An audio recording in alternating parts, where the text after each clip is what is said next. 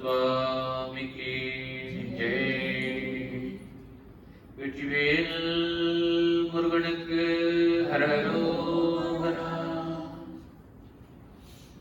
வேதாகம ஞான வினோதா, அதுக்கு பொருள் விளக்கம் சொன்னது ஞாபகம் இருக்கு. பண்ணிருக்கோம். அடுத்த பாடல். மின்னே நிகர் வாழ்வை விரும்பிய யான், என்னே விதியின் பயன் இங்கு இதுவோ. மின்னே நிகர் வாழ்வு அப்படின்னா என்ன? மின்னேனா மின்னல் போன்றே, மின்னல் போன்றே. அதாவது ஒரு பாட்டு நம்ம பார்த்துருக்கோம், திருக்குறள் பாட்டு. அல்லில் நேரும் மின் அதுதானும் அல்லதாகிய உடல் மாயை. அதே பொருளை தான் இன்னும் வருகிறார். அல்லுன்னா இரவு, இரவில் உண்டாகக்கூடிய அந்த மின்னல், அது போன்ற அல்லதாகியது உடல் மாயை.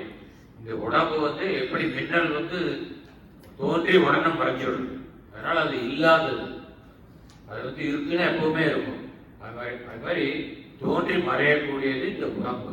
இந்த மனிதனுடைய இது நிரந்தரமான, நம்முடைய நிரந்தர வாசஸ்தலம் இல்லை. நாம் ஒரு நிரந்தர வாசஸ்தலத்தை பெற வேண்டும் என்றால் நம்முடைய ஆன்மா பரம்பொருளினுடைய திருமேனியுடன் கலக்க வேண்டும். பரம்பொருள் அருவமானது, உருவமானது. அந்த பரம்பொருள் உருவம் எடுக்கும் பொழுது அந்த உருவத்துடன் நாம் கலக்க வேண்டும். முருகப்பெருமான் நம் முன்னே தோன்றும் பொழுது நம் ஆன்மாவை தன்னுடன் ஐக்கியப்படுத்திக் கொள்வார். அந்த மாதிரி இருக்கிறது தான் நிரந்தரமான வாசஸ்தலம். நம்ம அதுக்கு தான் நம்ம விளையணும். நிரந்தர வாசஸ்தலத்தில் சென்று குடியிருக்க வேண்டும் அப்படின்னு சொல்லி. இந்த மாதிரி கோடிக்கணக்கான உடம்பு எடுத்துட்டு வச்சு இது எதுவுமே நிரந்தரம் இல்லை, அது போயிடுறது. இல்லைன்னா ஒரே உடம்புல இருந்திருப்பாங்க இல்லையா, போயிட்டே இருக்கு. அதனால மின்னே நிகர் வாழ்வு, மின்னல் போன்ற இந்த உடம்பில் வாழக்கூடிய இந்த வாழ்வு, நிலையற்ற வாழ்வு, இதை விரும்பிய யான். இது யாரும் எனக்கு கொடுக்கல. இதெல்லாம் சொல்லுவோம், கடவுள் என்ன இந்த மாதிரி படைச்சிட்டாருன்னு. கடவுள்னு ஒருத்தர் யாரும் நம்மளை படைக்கல, நம்மளால தான் நம்ம படைச்சிட்டோம். அதாவது நாம் செய்த வினைகள், முன்ஜென்மத்தில் செய்த வினைகளின் காரணமாக நமக்கு விளைந்தது இந்த உடம்பு. அந்த வினைகளின் பயனை நாம் அனுபவிப்பதற்காக எடுக்கப்பட்ட உடம்பு இது. ஆகையினால் நாம் தான் இந்த உடம்பை விரும்பி பெற்றோம் அப்படிங்கிற பாயிண்ட் பல தடவை சொல்லியிருக்கோம். அதை எம்பசைஸ் பண்றாரு. நம்ம அபிராமி பற்றதை பற்றி சொன்னதையும் நம்ம பார்த்துருக்கோம். குரம்பை அடுத்து குடிபுக்க ஆவி, கூற்றுக்கு இட்ட வரம்பை அடுத்து மருகும் அப்போது அப்படின்னு ஒரு பாட்டு பார்த்தோம் இல்லையா. குரம்பை கர்ப்பப்பையை அடுத்து நெருங்கி குடிபுக்காவி, தானாக குடிப்பு வந்தது. யாரும் அந்த கர்ப்பப்பை நீ கிட்ட குடிப்புகள்னு சொல்லலை, நம்மளால தான் அது கர்ப்பப்பையை தேடி போய் குடி புகுகிறோம். அதனால இந்த வாழ்க்கை, இந்த உடல் எடுத்து இந்த பிறவியில் நாம் பிறந்திருக்கிறோம் என்றால் இது நாம விரும்பி பெற்றது. யாரும் நம் மீது திணிக்கவில்லை. நாம் எந்த பிறவிக்கு தகுதியோ அந்த பிறவியை அடைகிறோம். அதுவும் நாம தேடி பெறுவதுதான். நான் ஒரு நாய் ஜென்மமா இருக்கேன்னா நானே தான் அதை விரும்பி பெற்றிருக்கிறேன். ஏனென்றால் போன ஜென்மத்தில், இந்த ஜென்மத்தில் நான் ஒரு நாய் ஜென்மமாக இருக்க வேண்டும் என்ற ஒரு நிபந்தனை நிறைவேற்றப்பட வேண்டுவதற்கு உண்டான காரியங்களை நான் செய்திருக்கிறேன். அதனால நான் இந்த நாய் ஜென்மம் இருக்கிறேன்.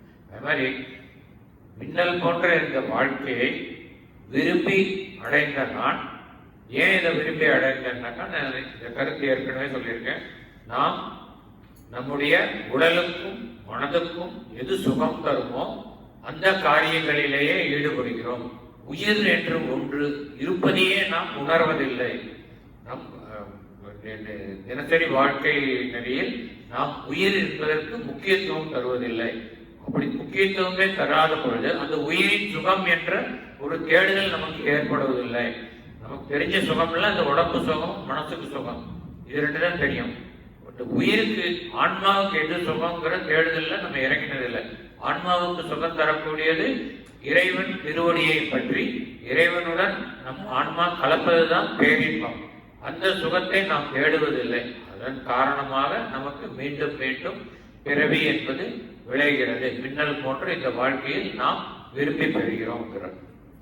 விரும்பிய யான், இப்போ நான் விரும்பி பெற்றேன், கோடானு கோடி ஜென்மங்கள்ல விரும்பி பெற்றிருக்கேன், என்ன எத்தனை ஜென்மமோ அப்படின்னு சொல்லி சொல்றேன்.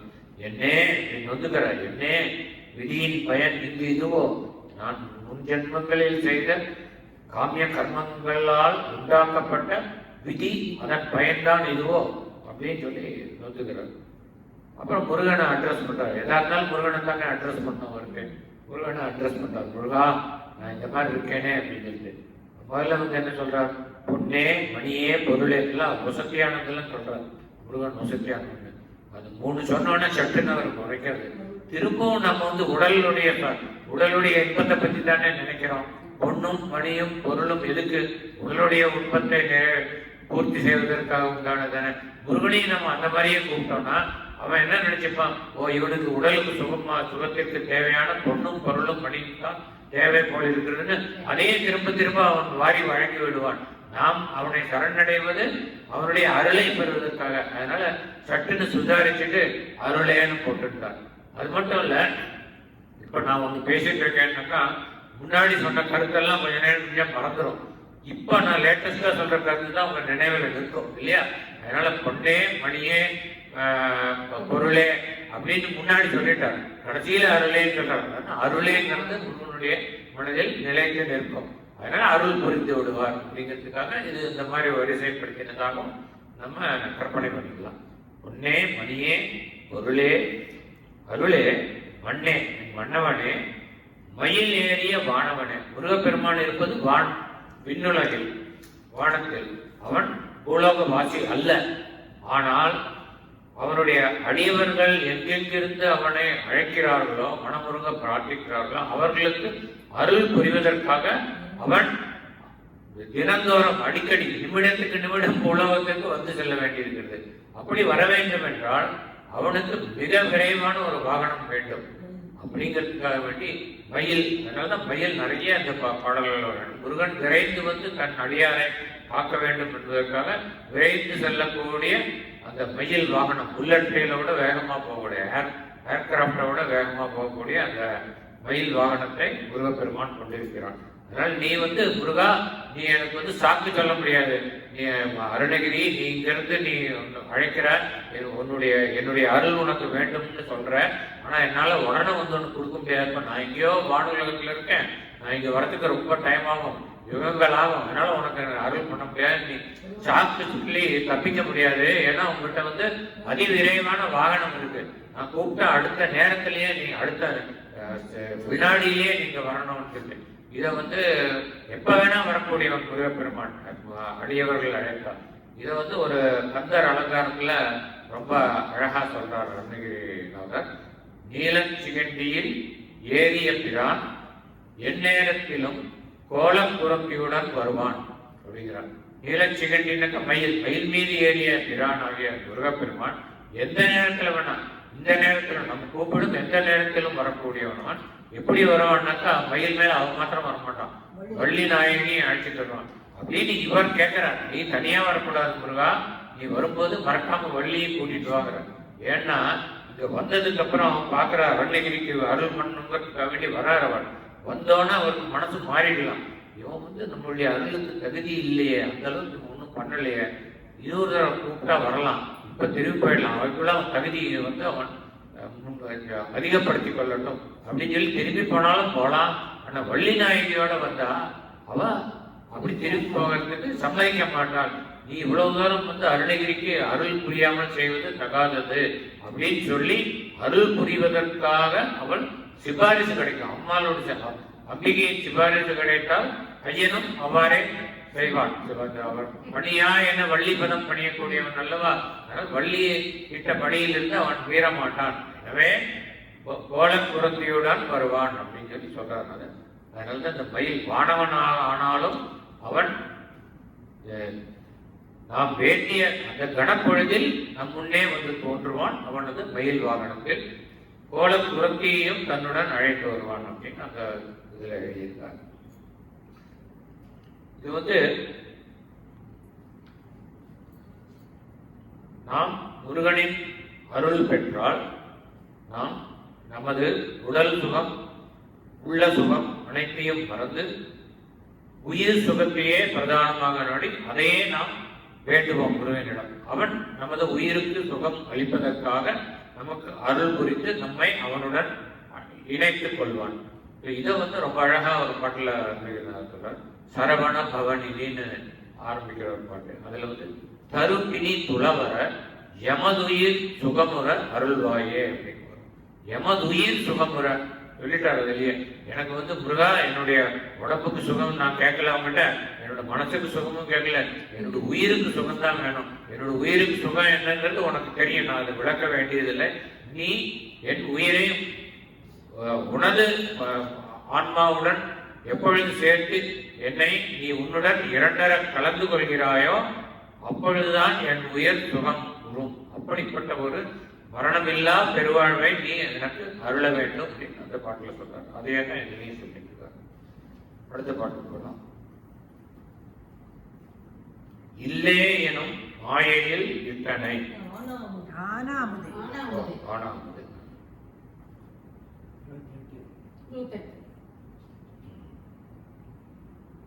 ஆனா அமுதே அயில் வேல் அரசே அப்படிங்கிறார். அதாவது முருகப்பெருமானுடைய திரு அருள் நமக்கு கிடைத்தால் நாம் அமுதம் உண்டவர்கள் ஆகிவிடுவோம் அப்படிங்கிற பொருள்ல சொல்றார். முருகப்பெருமானின் திரு அருளே நமக்கு அமுதம் போன்றது. அமுதம்னாக்கா நம்ம கன்ஃபியூஸ் பண்ணிக்கூடாது. தேவர்களுக்கு பார்க்கடலை கிடைத்து அமிர்தத்தை உண்டாடுது. அந்த அமுதமும் இந்த அமுதமும் வெவ்வேறு. அதாவது இதை பற்றி நம்ம யோசிக்கணும்னாக்கா ஒரு ஒரு டேப்லர் காலம் போட்டுக்கலாம். அசுரன், தேவன், முனிதன், இந்த 3 ரேஸ் மாத்திரம் எடுத்துக்கலாம். ரேஸுங்கிற வேர்டு யூஸ் பண்ண.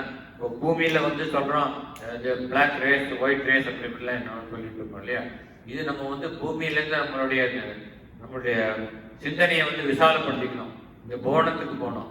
அதனால நமக்கு தெரிஞ்ச உயிர்கள் இருக்கக்கூடிய பிளானட்ஸ் என்னன்னு பார்த்தாக்கா பாதாள லோகம் அசுரர்கள் இருக்கக்கூடியது, சொர்க்கலோகம் தேவர்கள் இருக்கக்கூடியது, மனிதர் இருக்கக்கூடிய பூலோகம், அது தவிர வேற கிண்ணறர்கள், புருஷர்கள், அப்புறம் கந்தர்வர்கள்லாம் இருக்காங்க, வல்லமுற்றலாம். இப்போ இந்த 3 பேரை மாத்திரம் எடுத்துக்கலாம். இப்போ கம்பேர் பண்ணாக்கா அசுரர், தேவர், மனிதர், இந்த 3 இனங்களில் இந்த 3 ரேஸ்ல எந்த இனம் மிகவும் புண்ணியம் செய்தது, மிகவும் கொடுத்து வைத்து பாக்கியம் செய்ததுன்னு சொல்லுவோம் இல்லையா, அப்படின்னு ஒரு கேள்வி.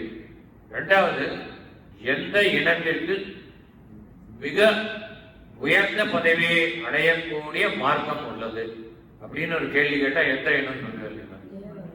இல்லை, தேவர் இல்லை, மனிதர். தேவரை விட உயர்ந்தவர் மனிதர். தேவர்களுக்கு எத்தனையோ பவர் இருக்கும். வருண நினைச்சா அப்படியே ஃபிளட் பண்ணிடலாம் ஊரை, இல்லைன்னா வெறும் வறட்சி பண்ண முடியாது. அதெல்லாம் நமக்கு கிடையாது, அதை விட்டுடலாம்.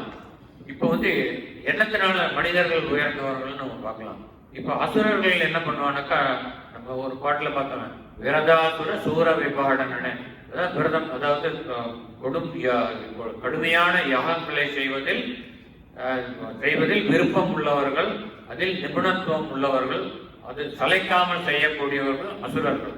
யாகம், அதாவது தவம் செய்யக்கூடியவர்கள். அந்த தவம் செய்து அதன் பயனாக இறைவனை தன் முன் வருவித்து அவர்கள் வரம் கேட்பவர்கள். அதுதான் அவளுக்கு வேலையே அசுரர்களுக்கு. அந்த வரம் கேட்குனா என்ன வரம் கேட்பானா, எனக்கு சாகாத வரம் வேண்டும்னு. அப்போ ஆஸ் யூஷுவல் சொல்ல அந்த வரத்தை கொடுக்க முடியாது, நீ வேற எதையாவது கேட்பாரு. அப்ப என்ன பண்ணுவான், தன்னுடைய மரணம் அசம்பவம் ஆகும்படியான ஒரு வரத்தை கேட்பார்கள். இந்த மாதிரி ஒரு இதுக்கு நீதிக்கு உட்பட்டு யாராலும் அவர்களை கொல்ல முடியாது அப்படிங்கிற மாதிரி ஒரு கேட்பாங்க. ஆனா அதுலேயும் ஒரு லூப்போல் கண்டுபிடிச்சு பகவான் வந்து அவர் அழிப்பார் இந்த சத்த சமயத்துல. ஒரு உதாரணமா இரண்யகசிபு என்ன வரம் கேட்டான்னு பார்த்தாக்கா, அதெல்லாம் வந்து பகல்லையும் சாகக்கூடாது, இரவுலையும் நான் கொல்லப்படக்கூடாது, பூமியிலும் நான் இறக்கக்கூடாது, அந்தரிக்ஷத்திலையும் பானத்திலையும் இறக்கக்கூடாது, அப்படின்னு நிறைய மனிதனாலும் இறக்கக்கூடாது, மிருகங்களாலும் இறக்கக்கூடாது.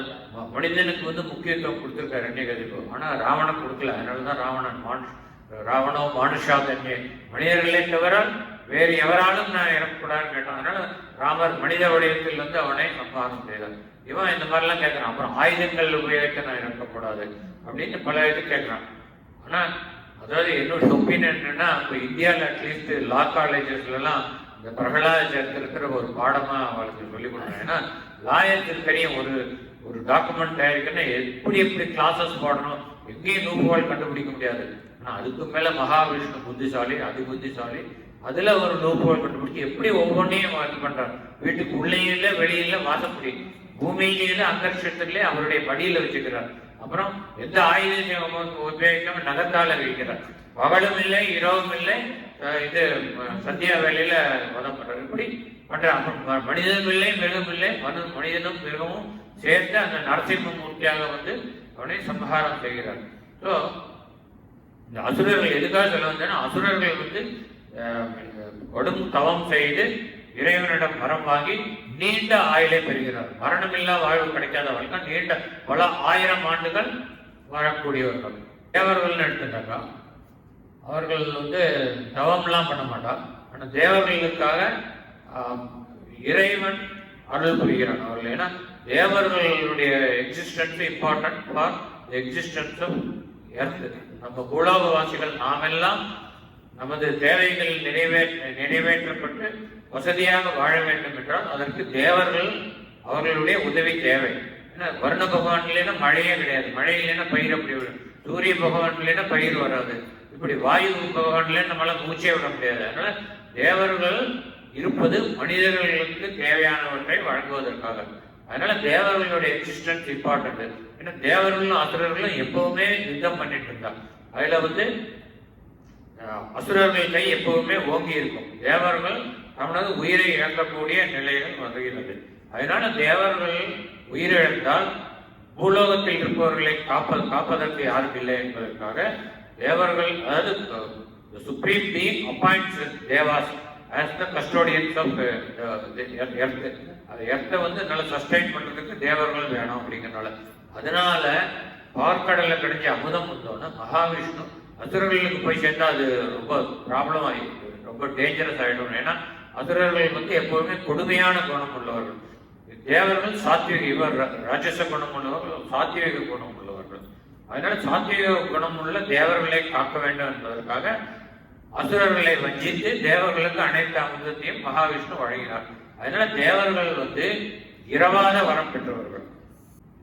இவர்கள் மரணமில்லா வாழ்வு. அது அசுரர்கள் பல்லாயிரக்கணக்கான ஆண்டுகள் வாழக்கூடியவர்கள், இவர்கள் மரணமே இல்லாத வாழ்வு. சரி, இப்படிதான் அமிர்தம் எல்லாம் குடிச்சாலே அதுக்கப்புறம் அவளுக்கு பிரச்சனை இல்லையான இருக்கு. ஏன்னா வந்து எப்பவுமே வந்து இவர்கள் அசுரர்கள் வந்து அவர்கள் தேவர்களை விட வலிமையில் சிறந்தவர்கள், ஆயுதங்கள் அவர்களுக்கு பல உண்டு, அஸ்திரங்கள் உண்டு. ஏனென்றால் அவர்கள் தவம் செய்து தவ வலிமையினால் தேவர்களை விட வலிமையானவர்கள். அதனால எப்பவுமே தேவர்கள் வந்து அசுரர்களிடம் யுத்தத்தில் தோற்று விடுவார்கள். அடிமைகளாகவே இருந்தார்கள் தேவர்கள். ஆயுசு கெட்டியா இருந்தவர்கள் எப்பவுமே அடிமையா இருந்தார். அப்ப முருகப்பெருமான் வந்து அசுரர் பிடியிலிருந்து தேவர்களை காப்பாற்றுகிறார். அதெல்லாம் தெரிஞ்சது. அதனால இவர்கள் மரணமில்லா வாழ்வு வாழ்கிறார்கள். மனிதர்கள் எடுத்தாக்கா நமக்கு 120 வருஷம் நம்மளுடைய வாழ்க்கை ஆவரேஜா. ஓகே, அதுக்கு மேல ரொம்ப ரொம்ப எக்ஸ்ட்ராடினரி கேட்டதுன்னா 150 அந்த மாதிரி வாழ்க்கை. இப்போ அப்ப கேட்கலாம், நீங்க எப்படி மனிதர்களை உயர்வுன்னு சொல்றீங்க.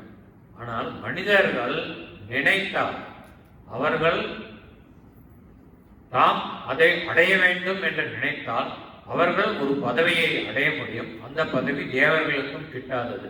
என்ன பதவினா மரணமில்லா பெருவாழ்வு. இவர்கள் மரணமில்லா வாழ்வு வாழ்கிறார்கள். ஆனால் மனிதர்கள் மரணமில்லா பெருவாழ்வு வாழ முடியும். ரெண்டுக்கு என்ன வித்தியாசம்? தேவர்கள் தாம் இருக்கும் உடலில் அப்படியே நிரந்தரமாக இருக்கிறார்கள். அந்த உடலுக்கு அழிவு வருவதில்லை, அது மாதிரிதான். ஆனால் அவர்கள் இறைவனுடன் கலப்பதில்லை. ஆனால் மனிதர்கள் மரணமில்லா பெருவாழ்வு என்றால் அவர்கள் தாம் இன்னொரு பிறவை எடுக்க வேண்டிய அவசியம் இல்லாமல் போய் அவர்களின் ஆன்மா இறைவனின் திருமேனியுடன் ஒன்றிவிடும். எது வசந்தது? தேவர்கள் தன்னோட உடம்புல இருக்கிறதா அல்ல மனிதர்கள் இறைவனோடு ஒன்றுவதா? எனவே மனித பிறவி மிக மிக பாக்கியம் செய்த பிறவி, தேவர்களை விட உயர்ந்த பிறவி. மனிதர்களில் தேவர்களை விட உயர்ந்தவர்களாக ஆக முடியும். ஆனால் எத்தனை பேருக்கு அந்த இது கிடைக்கிறது? கோடியில் ஒருத்தர் கூட கிடைக்கிறது. ஆனால் அதுக்கு ஒவ்வொரு மனிதன் முயன்றாலும் அது இறைவனை பொறுத்தவரை எந்த பாகுபாடும் கிடையாது, எந்த வேறுபாடும் கிடையாது. அனைத்து மனிதருக்கும் அந்த ஆற்றலை கொடுத்திருக்கிறான். எனக்கு உங்களுக்கு அனைவருக்கும் அதே ஆற்றல் இருக்கிறது.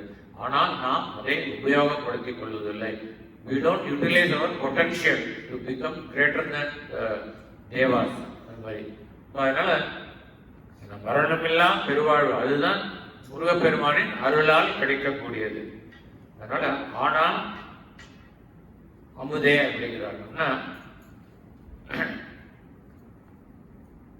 முருகப்பெருமானே நீ உன் கருணை மிகுதியினால் உன் பேர் அருளினால் எனக்கு உபதேசம் செய்து ஞான உபதேசம் செய்து ஞானத்தை அடைய வைத்து அதன் பயனாய் எனக்கு உன் பூரண திருவருள் கிடைக்கும்படியாக செய்து என்னை உன்னுள் இணைத்துக் கொண்டாய். அதாவது இவர் ஜீவன முக்தர். இப்போ நம்மளுடைய உடம்பு அழியும் பொழுது நாம் இறைவனுடன் கலப்பது முக்தி. அதை விட இன்னொரு ஸ்டேஜ் என்னன்னா, இந்த உலகத்தில் இந்த உடம்பில் உயிருடன் இருக்கும் பொழுதே அந்த முக்தி நிலையை அடைவது. அதுக்கப்புறம் இந்த உடம்பு இருக்கும், இயங்கும், நம்ம சுவாசிப்போம், சாப்பாடு சாப்பிட்டோம், எல்லாம் இருப்போமே, அவர்கள் முக்தர்கள். அது இறைவனுடன் கலந்து நிற்பவர்கள். அந்த மாதிரி ஜீவன முக்தர்கள் நிறைய பேர் இருந்திருக்காங்க, நமக்கே தெரியும். ராமகிருஷ்ண பரமஹம்சர் பெஸ்ட் எக்ஸாம்பிள், ரமண மகரிஷி, இந்த மாதிரி நிறைய பேர் இருந்திருக்காங்க. அவர்கள் ஜீவன முக்தர்கள். அது மாதிரி முருகப்பெருமானே நீ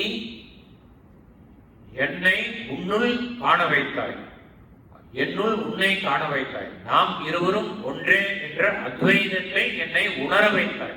அறிய வைத்தாய் வேற, உணர வைத்தாய். அறிய வைத்தாய் நம்ம எல்லாருக்குமே அந்த அறிவு இருக்கு. ஓ இப்படி இருந்தா முக்தினா இப்படி எல்லாம் நமக்கு தெரியும், மார்க்கம் என்ன எல்லாம் தெரியும். ஆனா அந்த அந்த நிலையை நாம் அனுபவித்ததில்லை. அதுக்கு பேர் தான் அனுபூதின்னு. இவருக்கு அந்த அனுபூதி வந்திருக்கு. அருணகிரிநாதர் முருகப்பெருமானோடு இணைந்து விட்டார். இப்ப இந்த பாட்டு எழுதும் கந்தர் அனுபூதி எழுதும் பொழுதே அவர் முக்தனாகி விட்டார். என தனது உடலை விடுத்து அவர் ஒரு கிளியாக இறைவனின் திருக்கரங்களில் இருக்கிறார். அதனால நமக்காக வேண்டி கருணையை குறித்து இந்த பாடலை எழுதியிருக்கிறார் வழிய அவருக்கு அப்பொழுது முக்தி கிடைத்து விட்டது. அதனால முருகனை திரும்ப அவருக்கு பிரார்த்தனை பண்ணி தான் முக்தி வரணும்னு அவசியம் கிடையாது. நமக்காக இறங்கி எழுதியது. தன்னுடைய அனுபவத்தை நம்முடன் பகிர்ந்து கொண்டிருக்கிறார். ஏனென்றால் அந்த அனுபவத்தின் மூலமாக நாம் பயன் அடைய முடியும். நாம் அதை அனுசரித்து சென்றால் நமக்கும் அந்த அனுபூதி, அந்த ஆனா அமுதத்தை பருகக்கூடிய நிலை நமக்கும் உண்டாகும் என்ற ஒரு பெருங்கருணையினால் அவர் இந்த கந்தர் அனுபூதியை ஏற்றியிருக்கிறார். என்ன சொல்றார்?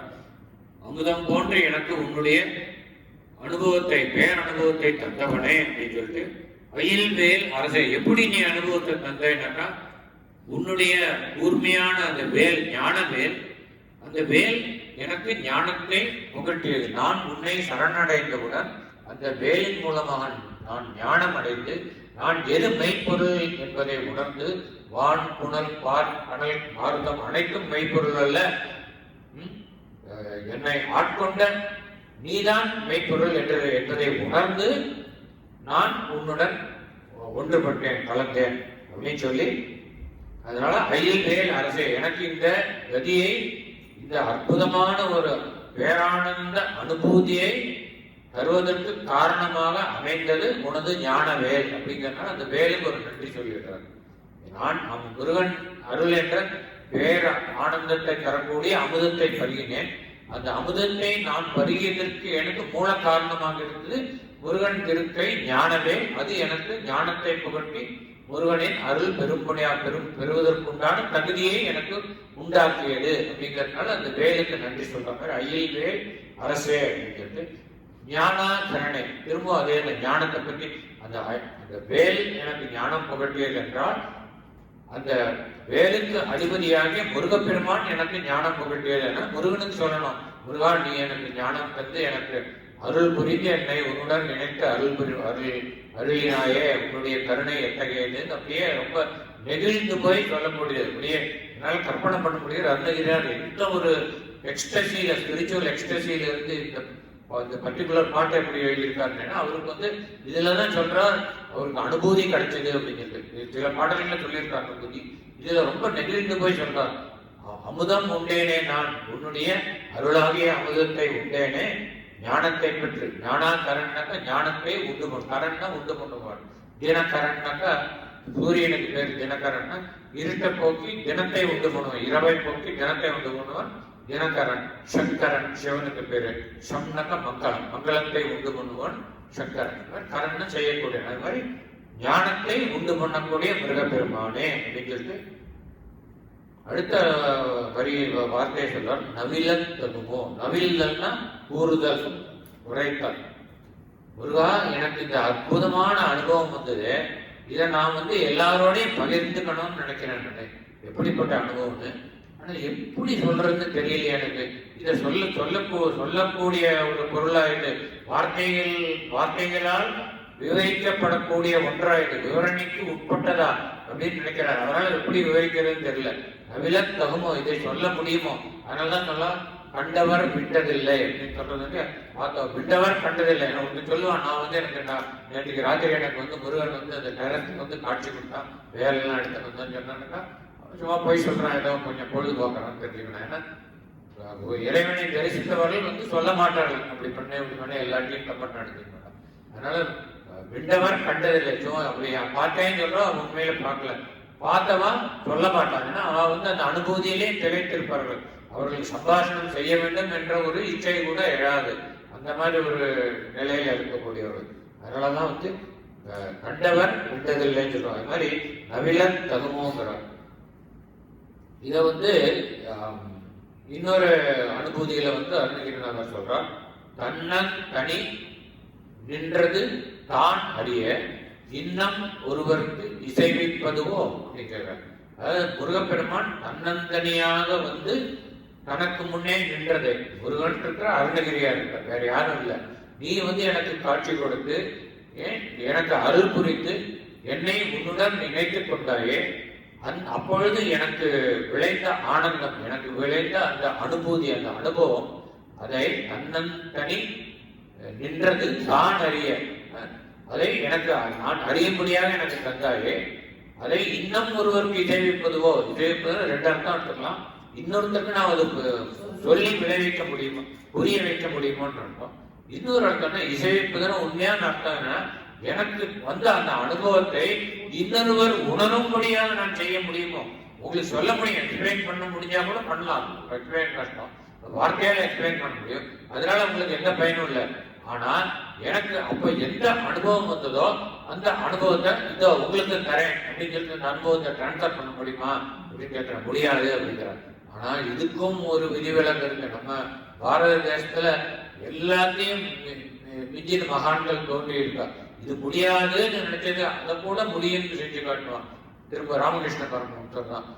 அதாவது நரேந்திரன் ராமகிருஷ்ண பரமஹம்சர் வரும்போது நிறைய கேள்விகளோட வருவாங்க.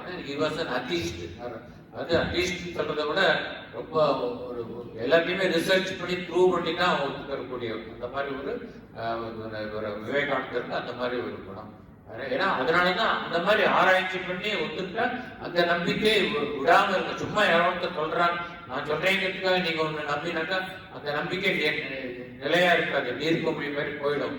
ஆனா உங்களுக்கே அந்த நம்பிக்கை வராமல் ஒரு அனுபவம் வந்ததுன்னா அந்த நம்பிக்கை நிலைத்து இருக்கும். அதனால ராமகிருஷ்ண பரமஹம்சர் இவர் கேட்கிறார், இந்த மாதிரி நீங்க எல்லாம் சொல்றீங்களே இறைவன் இருக்கா, இறைவனோட பார்த்திருக்கேன் நீங்க அப்படின்னு சொல்லி, அது இறைவன் அனுபூதி எல்லாருக்கும் கிடைக்குமா அப்படிங்கிறார். எல்லாருக்கும் கிடைக்கும், எனக்கு கிடைக்குமா, கிடைக்கும் அப்படிங்கிறார். உடனே அவருக்கு பொறுமை இல்லை, எனக்கு இந்த க்ஷணம் கிடைக்கணும், கிடைக்கணுமா கொடுக்குறேன் தலையை தொடரான். அவ்வளவுதான், ஒரு செகண்ட் தான், தொட்ட உடனே அவனுக்கு இறை அனுபூதி வருது. ஸோ தன்னுடைய அனுபவத்தை டிரான்ஸ்ஃபர் பண்ண முடிஞ்சவருக்கு வார்த்தைகளால சொல்லாம அவரையும் அனுபவிக்க வச்சார். அந்த அனுபவம் வந்தோன்னு அவ்வளவுதான். அப்புறம் சுவாமி விவேகானந்தா அவ்வளவுதான். அவருடைய மெசேஜ ராமகிருஷ்ண பரமஹம்சரோட மெசேஜ உலகம் ஃபுல்லா பரப்பிட்டார்.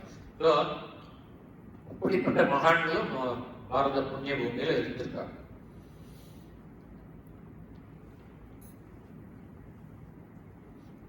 அந்த சமயத்துல தோன்றக்கூடிய அந்த அனுபவம், அந்த அனுபவத்தை நவிலன் தகுமோன்னு கேட்கிறாரு. சொல்ல முடியுமா என்னால அப்படின்னு சொல்லிட்டு சொல்றாரு. ஒரு கந்தர் அலங்காரத்துல இந்த அனுபவத்தை கொஞ்சமா டச் பண்றாரு, அதுக்கு மேல சொல்ல முடியாத கொஞ்சமா டச் பண்றாரு. என்னை மறந்திருந்தேன் இறந்தே விட்டது உடம்பு அப்படின்னு ஒரு அலங்காரத்தில் ஒரு பாட்டு வரும். நான் என்னை உன்னில் கண்டு நான் நீயாக இருப்பதை அறிந்து எனது ஆன்மா உன்னுடன் இரண்டர கலந்த பொழுது அந்த நிலையில் என் உடல் இருந்தது, உடலில் சுவாசம் இருந்தது, உயிர் இருந்தது, எல்லாம் இருந்தது. ஆனால் நான் என்னையும் மறந்து விட்டேன். நான் உன்னோட கலந்துருக்கோ நான் ஒருத்தன் இருக்கேங்கிறது எனக்கு மறந்து போச்சு. பாக்குறேன், என்னையும் மறந்து விட்டேன். இறந்தே விட்டது உடம்பு. இந்த உடம்பு இருக்குங்கிற ஒரு ஸ்மரணையே இல்லை. உடம்பு பாட்டுக்கு இருக்கு, அதுல மூச்செல்லாம் போயிட்டு இருக்கு, இறக்கல. ஆனால் அந்த அனுபூதி கிடைத்த பொழுது அனைத்தையும் அருணகிரியார் மறந்து விட்டார். நான், எனது பெயர் அருணகிரி, நான் என்னுடைய உடம்பு இதுங்கிற எல்லாம் அந்த உடம்புன்னு ஒண்ணு உண்டுன்னே தெரியல இருக்கு. அவர் முருகனாகவே மாறிவிட்டார். அதுதான் அவர் சொல்றார், என்னை மறந்து விட்டேன், இறந்தே விட்டது உடம்பு. இதுக்கு மேல என்ன எக்ஸ்பிளைன் பண்ணோம்? அந்த அனுபூதியை அவ்வளோன்னு அந்த எக்ஸ்பிளைன் பண்றோம். ஆனா இதுல என்ன சொல்றார்? நவிலம் தகுமோ, சொல்ல முடியுமா? நான் வந்து அதை சொல்ல முடியும். ஆனா சொல்ல முடியுங்கிறது ஓரளவுக்கு உண்மையா இருக்கலாம். ஏதோ சில வார்த்தைகளால் புரிஞ்சுக்கலாம் அவர் என்ன சொல்றாரு. ஆனா அனுபவத்தை பகிர முடியாது. அதுக்கு ஒரே ஒரு இதுதான் எனக்கு தெரிஞ்சு, அந்த ராமகிருஷ்ணர் விவேகானந்தர் அந்த ஒரு இடத்துல நான் அந்த மாதிரி பார்த்துருக்கேன். டிரான்ஸ்ஃபர் பண்றது, அனுபவத்தை டிரான்ஸ்ஃபர் பண்றது. மற்றபடி வேற யாரும் டிரான்ஸ்ஃபர் பண்றதா எனக்கு தெரியல. அதனால வந்து நவில முடிந்தாலும் முடியலாமே ஒழிய இசைவிப்பது முடியாது. இசைவிப்பதுனாக்கா ஒருத்தருக்கு வந்து நம்மளுடைய அனுபவத்தை உணர செய்வது, அது வந்து முடியாது. நவில தகுமோன்னு சொல்லிட்டு இப்ப நம்ம பார்த்த அதே கருத்து திரும்பவும் வருது. என்ன வருதுன்னா, யான் ஆகிய எண்ணெய் விழுங்க, இறந்தே விட்டது உடம்பைன்னு சொன்னார்கள். எண்ணெய் மறந்து அது வந்து வருது. யான் ஆகிய எண்ணெய் விழுங்கி, யான் நான்கிற அந்த என்னுடைய அகங்காரம், அது நான் இருக்கிறேன், நான் இந்த உடம்பு, நான் இருக்கிறேன் நினைவே ஆன்மாக்கு அந்த நினைவு வருதில்லை. வந்தாக்கா நான்கிற நான் வந்ததுன்னா அந்த ஆன்மீக உணர்வு வரும். ஆனா நான் இருக்கிறேன், இந்த உடலை நினைத்து நான் இருக்கிறேன்னு ஒரு இது இருக்கு, வருது இல்லையா? அதுக்கு பேர் தான் அகங்காரம். அந்த யான் ஆகிய எண்ணெய், என்னுடைய அகங்காரத்தை நான் என்னும் அந்த ஒரு நிலைப்பாட்டை விழுங்கி, என்னுடைய அகங்காரத்தை முருகப்பெருமான் விழுங்கி விட்டார். எதற்காக விழுங்கினார் என்றால், என்னை எனது அஞ்ஞானத்தை போக்கி எனக்கு ஞானத்தை உண்டாக்கி தனது அருளுக்கு பாத்திரமாக என்னை ஆக்குவதற்காக யான் என்னும் என்னை விழுங்கி விட்டார். யானாகிய என்னை விழுங்கி, அப்ப என்ன மிச்சம் இருந்ததுன்னா நான் போயிட்டேன்ப்பா. அப்ப என்ன வெறும் தானாய் நின்றது. முருகப்பெருமான் தான் நிற்கிறாருங்க. நான் போயிட்டேன், என்னுடைய இன்டிட்டி போயிட்டேன். அதுதான் சொல்ற, இறந்தே விட்டது உடம்பு, என்னை மறந்திருந்தேன் அப்படிங்கிறார். அதுதான் சொல்றார், யான் ஆகிய என்னை விழுங்கி வெறும் தானாய் நின்றது. அப்ப வந்து எனக்கு தெரிஞ்சது, இந்த போனமே இல்லை, நான் இல்லை, என்னை சுற்றியவர்கள் யாரும் இல்லை, இந்த உலகம் இல்லை, இந்த போனமே இல்லை, அகையால் எதுவும் இல்லை, முருகன் மட்டும்தான் இருக்கிறான், அதில் நானும் அடங்கி இருக்கிறேன். இவர் வந்து அர்ஜுனனுக்கு வந்து கிருஷ்ண பரமாத்மா வந்து விஸ்வரூப தரிசனம் காமிச்சப்போ அப்படின்னா எதுவுமே தெரியல அர்ஜுனனுக்கு. வெறும் அந்த விஸ்வரூபம் மட்டும்தான் தெரியுது. இந்த யுத்தகலம் முழுவதும் கிருஷ்ணனுக்குள்ள தெரியுது. அந்த விஸ்வரூபத்துக்குள்ள இந்த யுத்தகலம் எல்லாம் தெரியுது. பீஷ்மர் தெரிகிறார், துரோணன் தெரிகிறான், எல்லாம் தெரியுறாங்க. அகில போனமும் தெரியுது. அப்போ அர்ஜுனனுக்கு தெரியுது, இவர் தான் இந்த அனைத்தையும் படைத்து காத்த அழிப்பவர்.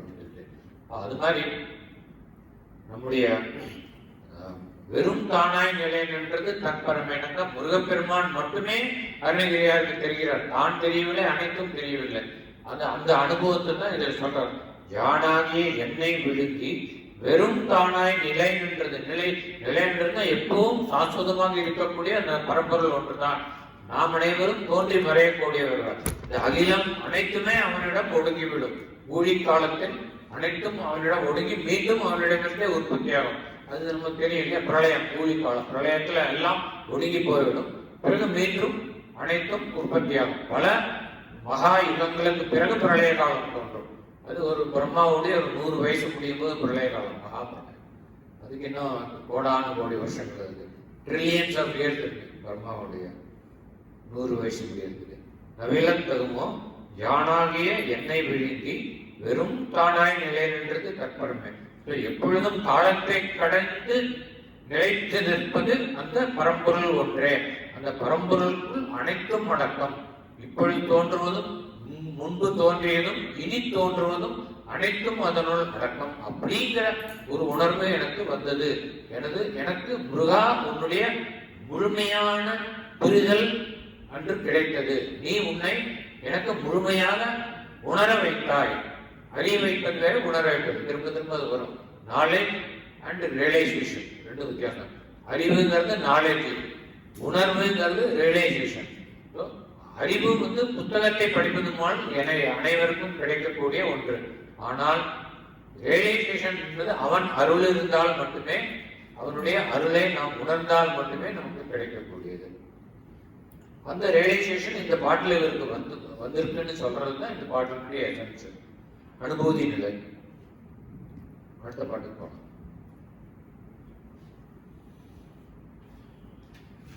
இல்லேன் எனும் மாயையில் இட்டனை நீ கொல்லேன் அறியாமை பொறுத்திலேயே.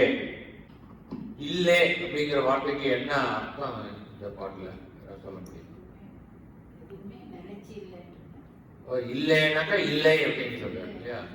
எல்லாரும் அப்படிதான் எடுத்துமா. அதனால தான் கேட்டேன். இல்லைன்னாக்கா இந்த பாட்டுல இல்லைங்கிற அர்த்தத்துல வரல.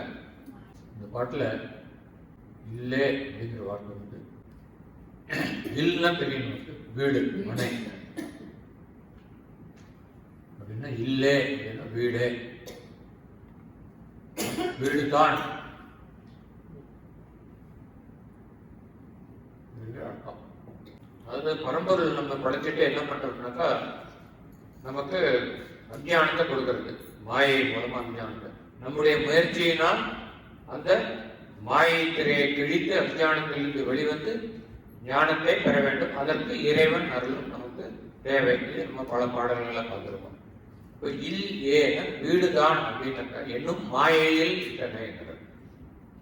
நமக்கு மாயை தோற்றுவித்த அஞ்ஞானம் நம்மை என்னவாறு என்ன செய்கிறது அப்படின்னு கேட்டீங்கன்னாக்கா, நாம் குடியிருக்கக்கூடிய இந்த உடல் தான் நமக்கு நிரந்தரமான வாசஸ்தலம். நாம் குடியிருக்கக்கூடிய வீடு இதுவே இல்லை.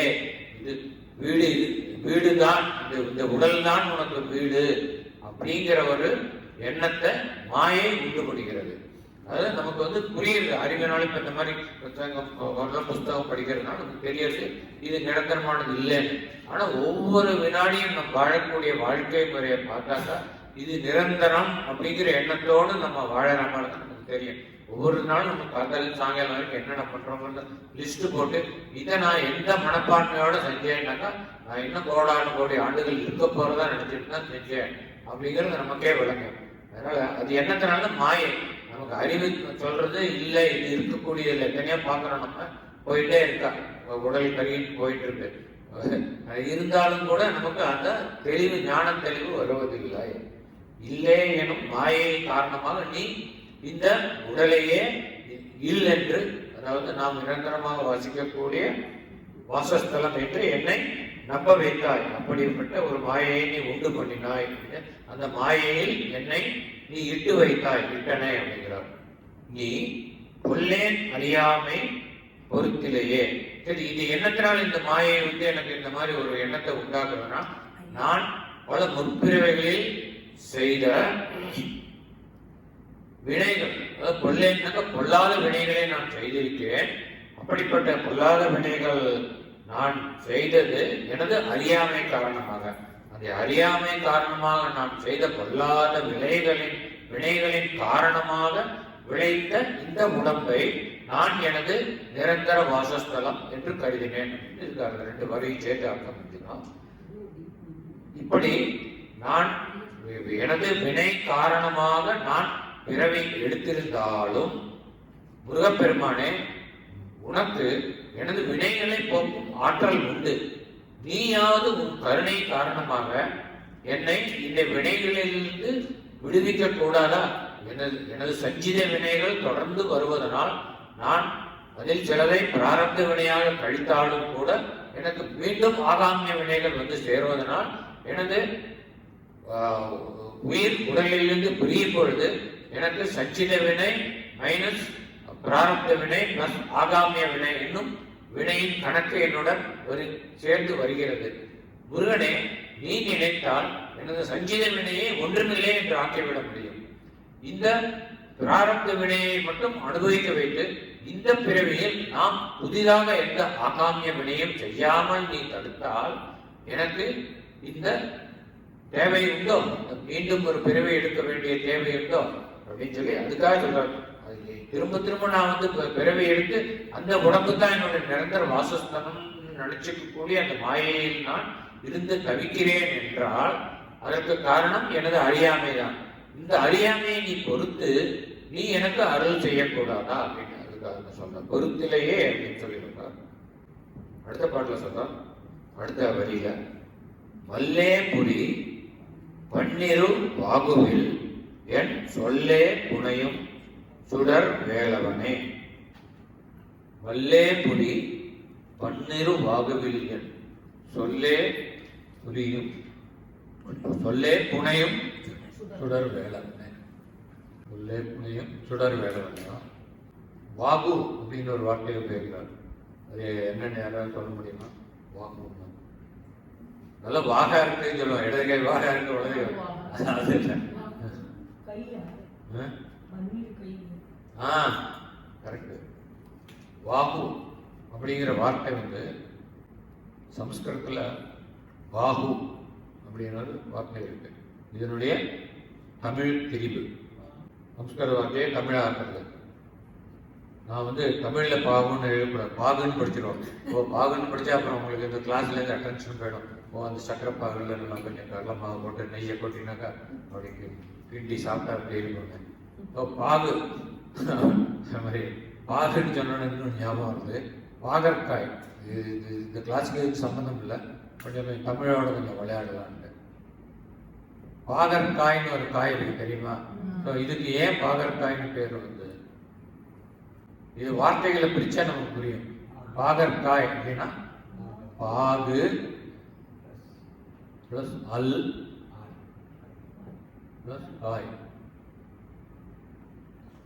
இதுல வந்து பாகுங்கிறது ஆகு பெயர்ல வருது. அதாவது சக்கரை பாகு இல்லை வெள்ளை பாகுனாக்கா அது பாக குறிக்கல, அந்த பாகனுடைய சுவையாகிய இனிமை. ஸோ இனிமைங்கிற பாகுனா இனிமை, இனிமை அல்லாத பாகு அது இனிமை அல்லாத காய். அந்த மூக்கை வந்து இப்படி தொடுற மாதிரி, இப்படி தொடாம கசப்பான காய்ன்னு சொல்லாம இனிப்பு இல்லாத காய் அப்படின்னு அது பாகற்காய்.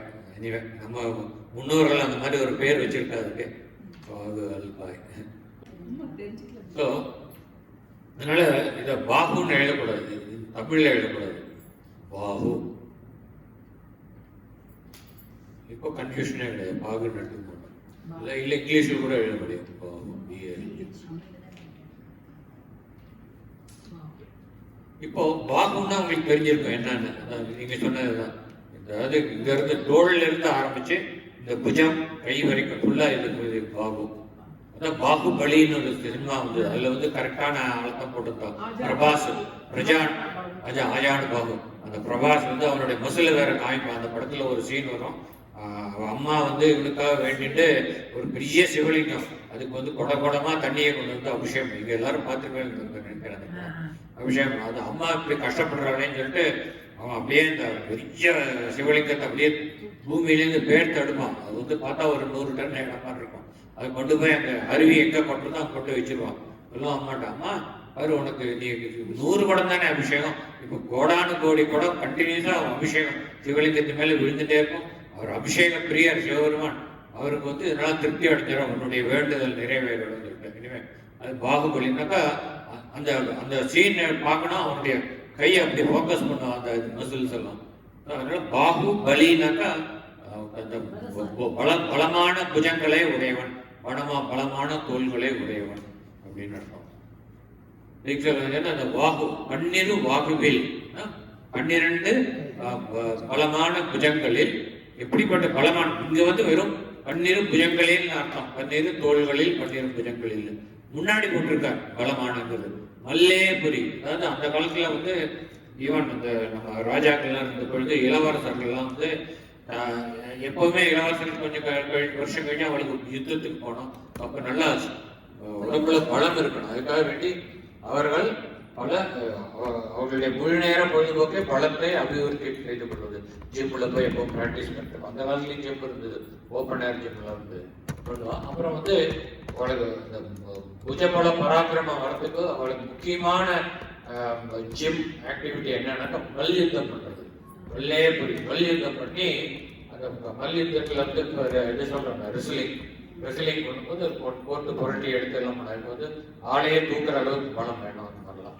ஸோ அதனால அந்த வல்லே பொருள் பன்னிரு அவர்கள்னாக்கா முருகப்பெருமானே நீ சிறுவனாக இருந்த பொழுது உனது பிறவியின் காரணமே நீ இந்த 3 அசுரர்களை அவருடைய குலங்களையும் அழிக்க வேண்டும், அதற்கு தேவையான பலம் உனக்கு வேண்டும் என்பதற்காகவும் உனக்கு சிறு வயதிலிருந்தே உனக்கு யுத்தக்கலை கற்பிக்கப்பட்டது. யுத்தக்கலை அந்த மல்யுத்தம் கற்பிக்கப்பட்டது. அவருடைய குரு யாருன்னு சொல்லுவாங்க. அதாவது அவருக்கு ஞான குரு வந்து விநாயக பெருமான். விநாயக பெருமான் அவருக்கு ஞானத்தை கற்பிக்கிறார்னா அந்த வேதங்கள் சாஸ்திரங்கள் அதெல்லாம் கற்பிக்கிறது விநாயக பெருமான். இந்த யுத்தக்கலை அவருடைய முக்கியமானவருடைய தேவை வந்து யுத்தக்கலையை நிபுணத்துவம். அது அவருக்கு யார் கற்பிக்கிறார்? நந்தி பகவான் தான் அவருக்கு வந்து 8 வயசுலேருந்தே யுத்தம் கற்பிப்பார்.